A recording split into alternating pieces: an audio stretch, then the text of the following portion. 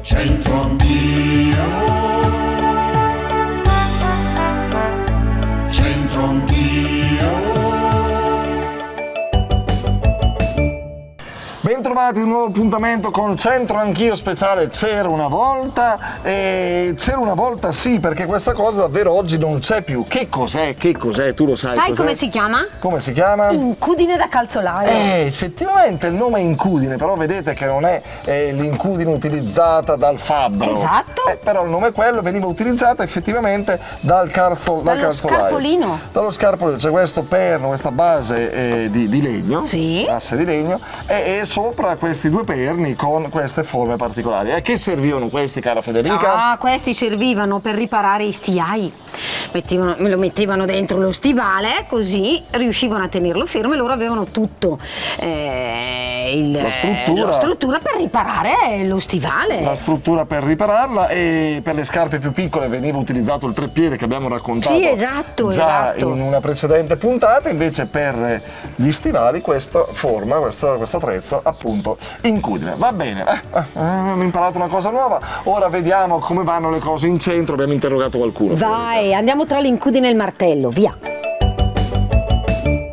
Per svelare un altro termine, oggetto di una volta, c'è il signor Pino. Pino da Monza. Bresciano? No, da Monza. Da Monza. Di Monza, sì, di Monza. Sì. E che in gitarella qui a Brescia, che si fa a Monza? Che si dice? Tutto bene? No, tutto bene, a Monza si sta bene anche, quindi tutto bene. Una gitarella qua a Brescia. Bene, bravo Pino. Possiamo sapere di che ti occupi? Sono pensionato ormai, sono pensionato da 10 anni e più. E prima?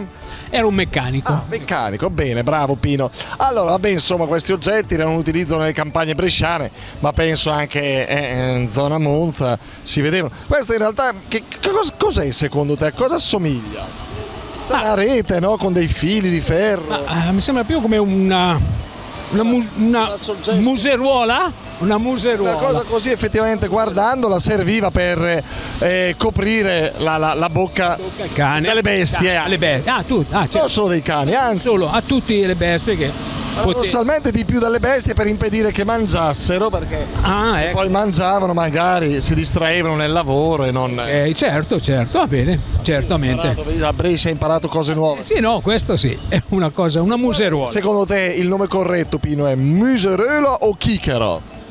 Beh, dalla museruola. La chichera è la tazzina del caffè. La chichera, certo. Beh, quella è più come gli italiani, una chichera. Va bene, grazie Pino, tante cose belle, grazie, arrivederci. E capì, Pino? Vediamo Monza, ma la sai io, cosa era la miseria? Sai chi la doprava Monza? Si capisce, vero? Grazie, mettitelo un po' a tena qua a volto. Tutto il mondo paese. E questo lo riconoscete, questo è facilissimo, dai ragazzi. Questo è il comodino, quindi ancora si usa nelle case. Ovviamente adesso è moderno, spinge, si apre, di design. Più che altro si usa per altro. Di design, che è il comodino accanto al letto. Sì, ma una volta la doprava per mitigare tipo il vaso da notte. Beh, certo, insomma, si teneva accanto al letto anche per questo scopo, effettivamente. E pare che fosse costruito in assi di platano, con il suo bel cassettino. Certo. E la sua bella anta. Tutto bello. Erano alti, di legno, carini, comodi. Tu ce l'hai ancora il comodino di nonna? No, ma con le mensole. Le mensole. Moderna, sono modernissime. La gente ricca fa così. Ciao. Va bene, allora vi abbiamo raccontato anche questi tre oggetti in questa puntata. Vi ringraziamo per essere stati in nostra compagnia e vi rimandiamo alla prossima, che è il bacio santo. Sì. Alla prossima, grazie, ciao. C'entro anch'io.